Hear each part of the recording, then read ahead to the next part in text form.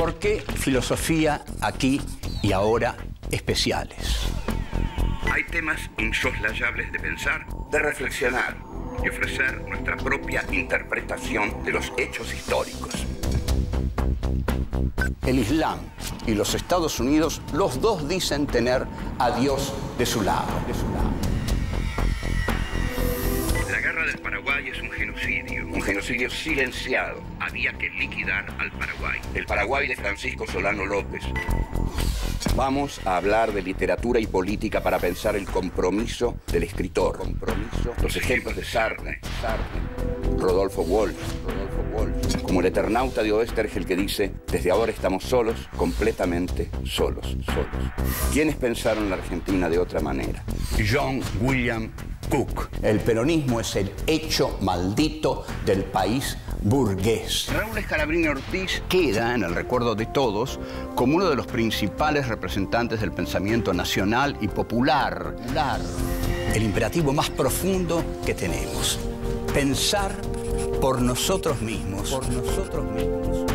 Filosofía aquí y ahora especiales. Pensadores. Milcíades Peña. 1. Una visión trágica de la historia argentina. 2. Impotencia histórica y derrotas inevitables. 3. El concepto marxista de bonapartismo. 4. La simpleza de las masas. 1. Una visión trágica de la historia argentina. Van a asistir ustedes a un programa sobre Milcíades Peña, un historiador marxista, trotskista, inteligentísimo.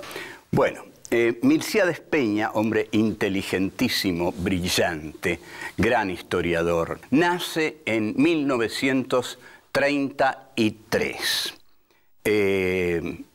Vive muy poco. Ya en su familia había casos de familiares con problemas mentales y Milcíades se suicida a los 32 años, no por causas políticas. Milcíades Peña expresa, en mi opinión, más que una línea trotskista que cultivó junto a Nahuel Moreno en sus comienzos, expresa una visión ortodoxamente marxista de la historia argentina, expresada con la mayor brillantez con que jamás fue expresada.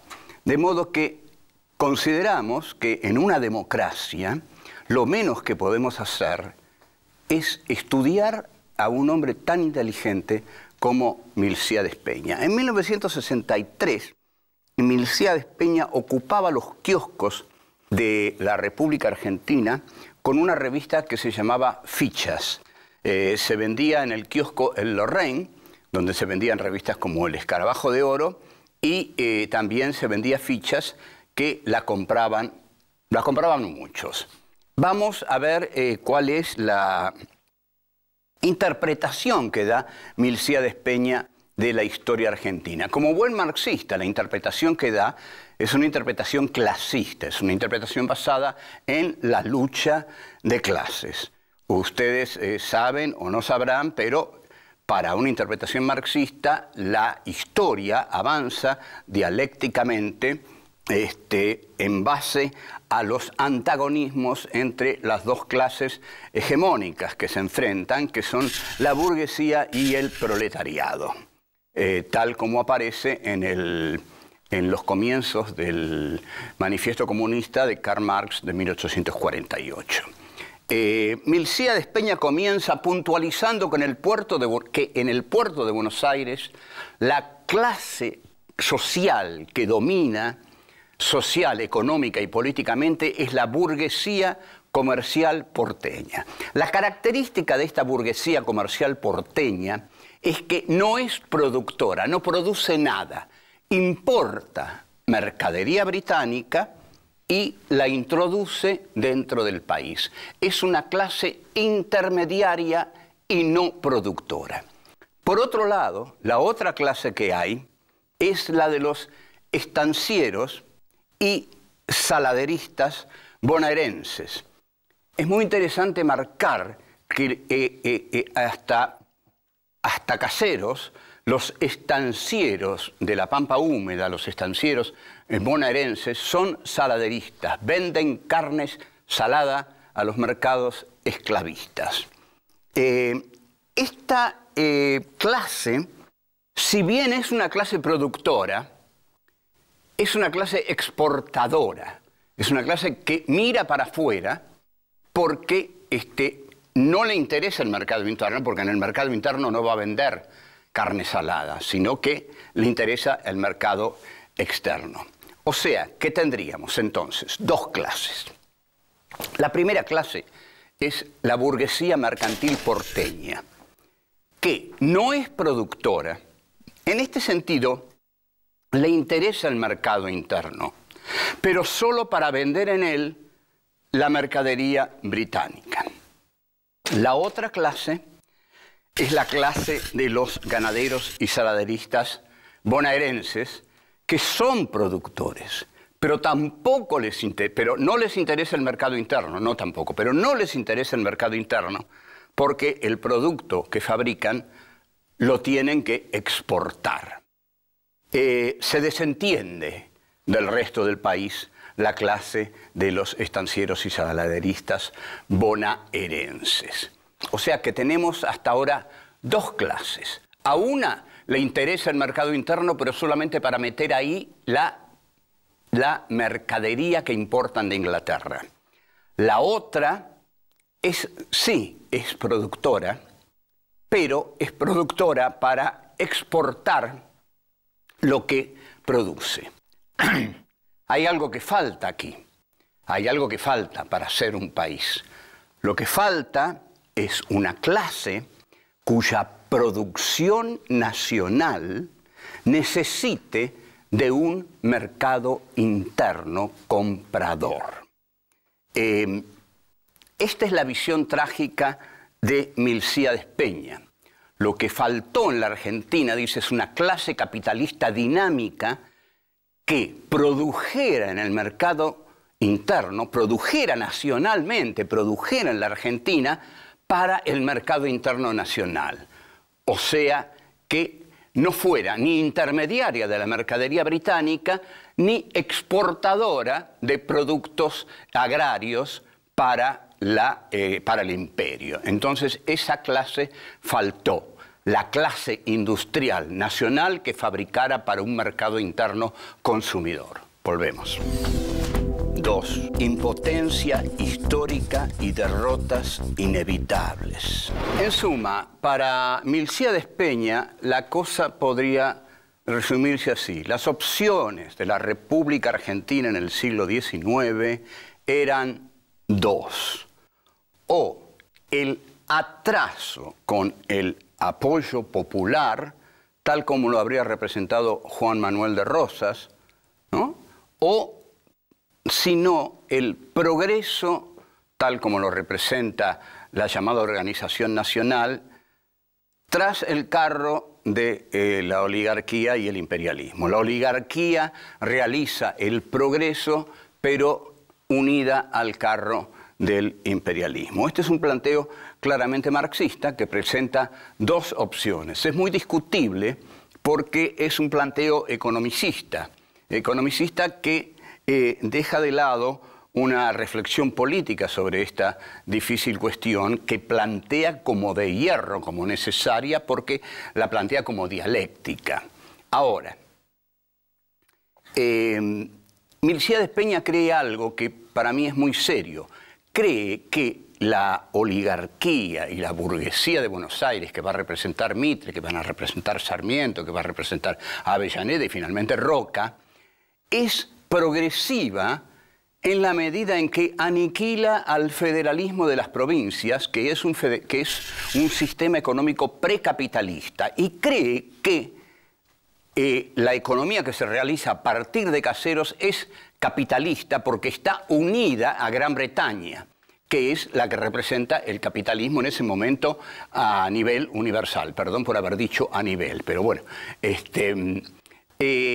Entonces, lo que hace Peña es seguir acá puntualmente y muy rigurosamente las concepciones de Karl Marx acerca de la cuestión colonial. Para Marx, en los escritos sobre el colonialismo, que son varios textos, muchísimos textos que escribe para el New York Daily Tribune, Marx apoya la planetarización de la burguesía, porque considera que en la medida en que la burguesía conquiste el mundo del sistema implantado por la burguesía, va a surgir el proletariado industrial que va a aniquilar a esa burguesía, y al aniquilar a esa burguesía va a surgir el socialismo, la sociedad sin clases. Esto es la dialéctica. Así como la burguesía destruyó al feudalismo, el proletariado va a destruir a la burguesía, y de esa destrucción va a haber una etapa final, como en la dialéctica de Hegel, en la cual se va a llegar a la sociedad genérica, a la sociedad sin clases. Entonces, no importa, en este sentido, no importan los estragos que haga la burguesía. Y Marx cita incluso un poema de Goethe que dice: ¿qué importan los estragos si los frutos son placeres? No mató a miles de seres Tamerlán en su reinado. Es muy cruel el poema, porque dice uno: ¿qué importa todo lo que haga la burguesía en su tarea colonizadora? No importa a quién mate, no importa qué pueblos arrase, porque de ahí va a salir el enterrador de la burguesía, que es el proletariado industrial. Entonces, Milcíades Peña dice que aun cuando perjudique a las masas, la política de Mitre introduce un elemento dinámico y capitalista. Ustedes observen los errores a los que puede conducir la dialéctica, o en última instancia las cosas que hay que aceptarle a una concepción marxista dialéctica de la historia, que Mitre representa el progreso capitalista y que no importa que haya arrasado al federalismo del interior, porque era necesario. Si ustedes me permiten una breve lateralidad, en mi novela La astucia de la razón hay un diálogo entre Marx y Felipe Varela. Ficcional. Marx se le parece a Felipe Varela y le dice: no dé la batalla de Pozo de Vargas porque está perdida, usted la va a perder. ¿Por qué? La va a perder porque la razón histórica, la dialéctica histórica requiere que usted pierda, porque los Taboada representan a Mitre y bueno, todo eso, usted es el precapitalismo.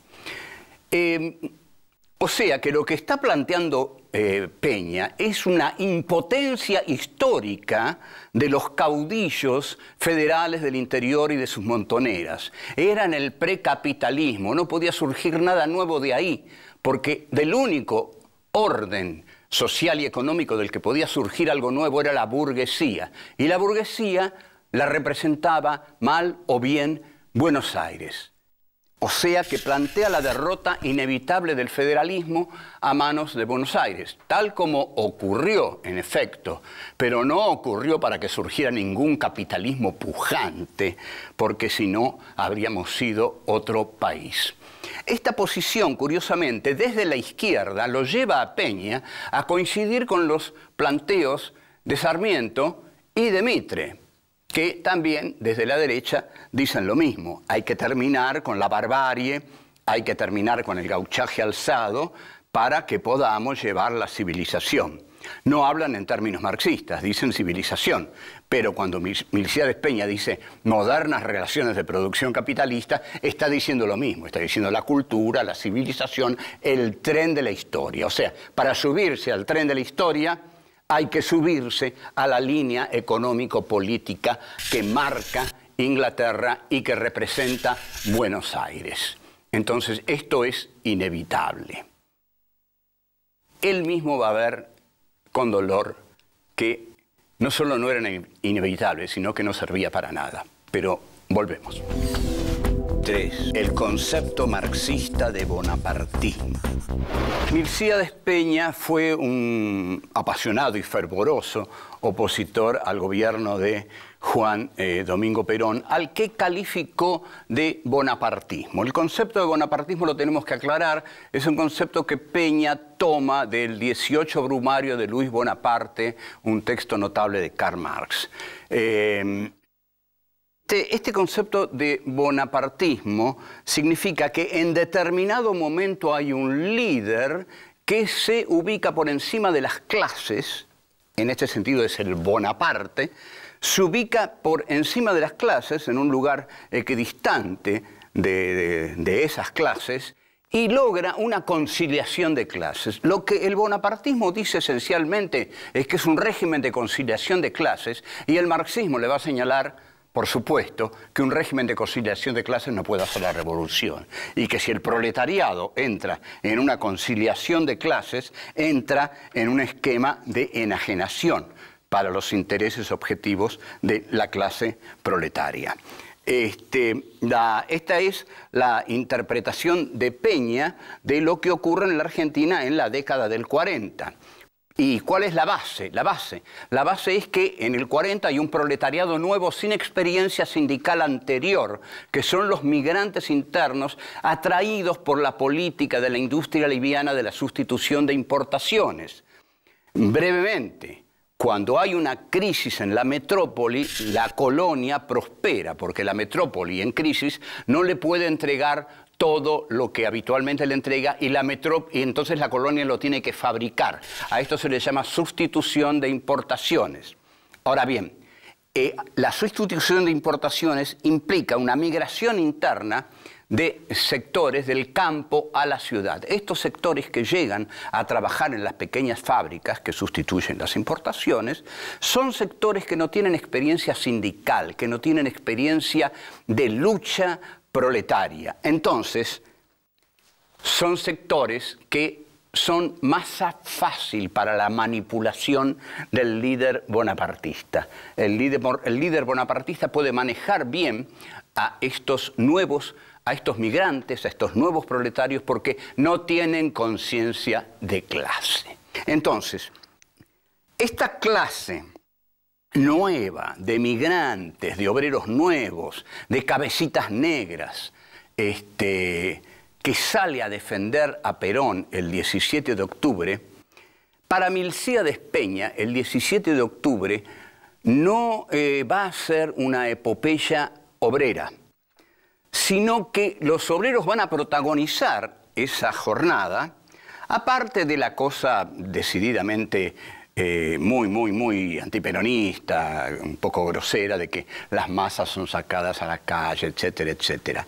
Pero lo que decididamente va a decir Milcíades Peña es que esas masas que van a pedir por la libertad del líder bonapartista Juan Domingo Perón, creen que están protagonizando la historia, pero la historia pasa por sobre sus cabezas, porque en realidad la historia que están protagonizando no es la del proletariado, sino la de la burguesía nacional a la que ese líder representa. Entonces, creen luchar por sí mismas, pero están luchando por un esquema de fortalecimiento de una burguesía capitalista que va a impedir todo posible alzamiento proletario en esa Argentina de posguerra. Esta en realidad es la explicación que la izquierda ha dado de los orígenes del peronismo, más otros elementos. Es altamente discutible, porque también se basa en la utilización de los medios de comunicación, en la manipulación, en la demagogia. Ahora, todas las mejoras que Perón le entrega a este joven proletariado, ¿quién las hubiera entregado? ¿Por qué las entrega Perón? ¿Por qué durante el gobierno de Perón el proletariado aumenta el 33% en su participación en la renta nacional? La tesis es que Perón frenó la combatividad del proletariado, acostumbrándolo a darle las ventajas sociales e impidiendo que el proletariado las conquistara por sí mismo. Ahora, Si Peña dijo que ese proletariado no tenía experiencia sindical, era un proletariado joven, era un proletariado nuevo, era un proletariado manipulable, ¿cómo diablos ese proletariado iba a conquistar por sí mismo lo que Perón le otorgó desde el aparato del Estado? Porque entonces también se dice que Perón con eso frenó una revolución socialista. ¡Caramba! ¡Qué imaginación! ¿Quién iba a liderar la revolución socialista? Repetto, Palacios, Américo Yoldi, a quien después llaman Norteamérico Yoldi. No había las posibilidades de hacer una revolución socialista y sobre todo si hemos quedado, Peña, que ese era un proletariado manipulable, nuevo, joven, sin experiencia sindical. O sea que lo único que podía pasar, o lo que pasó, y que fue lo mejor que pasó, es que apareció ese líder bonapartista que concedió una serie de mejoras que fueron importantísimas para el proletariado. Esto por ahora. Volvemos. 4. La simpleza de las masas. Si el gobierno de Perón es un gobierno bonapartista, ¿cómo va a definir Milcíades Peña a Eva Perón? Eva Perón, para Milcíades, va a ser el bonapartismo con faldas, que es, dentro de todo, una definición bastante divertida. Pero a continuación dice que nadie como Eva Perón había especulado tan simplemente con la simpleza de las masas. Esta es una frase bastante quizás indignante, porque ¿qué es la simpleza de las masas? Entonces, todo el fenómeno peronista fue un fenómeno de manipulación por la ignorancia de las masas, por la simpleza de sus corazones. En este sentido, Milcíades Peña coincide con un célebre antiperonista como fue Borges, que en un cuento que se llama El Simulacro, un cuento de una página, dice que tanto Perón como Evita conquistaron el crédulo amor de los arrabales. Mayor desprecio por las masas no puede haber que en esta frase. El crédulo amor de los arrabales. Ahora bien, en Milcíades Peña hay un error clasista, determinista. Hay que tener mucho cuidado con el clasismo, porque el clasismo puede llevar a determinismos fatales, es decir, cada clase tiene que conducirse así, así, así, así, y la que no se conduce de ese modo entra en el infierno de la reacción. Peña, evidentemente, quiere una revolución socialista en el país. Se la pide al peronismo y considera que el peronismo no la da. No la da porque considera que el peronismo favorece, si bien favorece a la clase obrera, no hace que la clase obrera tenga objetivos de poder. A lo sumo, lo que hace con la clase obrera es usarla como factor de presión contra sus enemigos, pero no la usa como herramienta para la conquista del poder. Entonces, al final dice, ¿a qué se redujo la revolución peronista? Y lo dice con cierta ironía. Y dice, bueno, la revolución peronista se redujo, esto yo lo dije en una clase de 600 alumnos, en la cual di un curso sobre el peronismo, y hablando de Milcíades Peña, estaba el hijo de Milcíades ahí, dije, bueno, y Milcíades dijo, la revolución peronista se redujo a sindicalización masiva e integral, democratización de las relaciones obrero-patronales, 33% de aumento en la participación de los asalariados en el ingreso nacional. Cuando terminé de decir eso, las 600 personas estallaron en una carcajada porque les pareció que la pregunta, el desdén de Milcíades Peña de decir, ¿a qué se redujo la revolución peronista? A esto. Y eso hoy suena como algo realmente revolucionario. Revolucionario, ¿cómo conseguir eso hoy? Entonces, hoy, que Peña se riera de esas pequeñas conquistas peronistas, que hoy son enormes, causó hilaridad entre el alumnado. Los logros del gobierno peronista fueron claramente insuficientes para Milcíades Peña. Pero sin embargo, y esto creo que él no dejó de notarlo, los logros del primer peronismo motivaron el odio de la oligarquía, de la Iglesia, del sector financiero y de los Estados Unidos, que derrocan a Perón en 1955. Ahora, sin embargo, atención a esto es muy importante, sin embargo, este señor, Milcíades Peña, cuando se produce el golpe de 1955, es de los que salen a la calle a llamar a la resistencia para defender al gobierno de Perón. Quiero analizar la conducta de este antiperonista marxista. Aunque es un antiperonista furibundo, se da cuenta que lo que hay como reemplazo es peor. Y hasta tal punto se da cuenta que está dispuesto a jugarse la vida por un gobierno al que ha odiado, pero sabe que ese gobierno le dio al proletariado cosas que cualquier gobierno que lo suceda se las va a negar, se las va a sacar, lo va a despojar. Una lección para los días de hoy, quizá, supongo. Chao.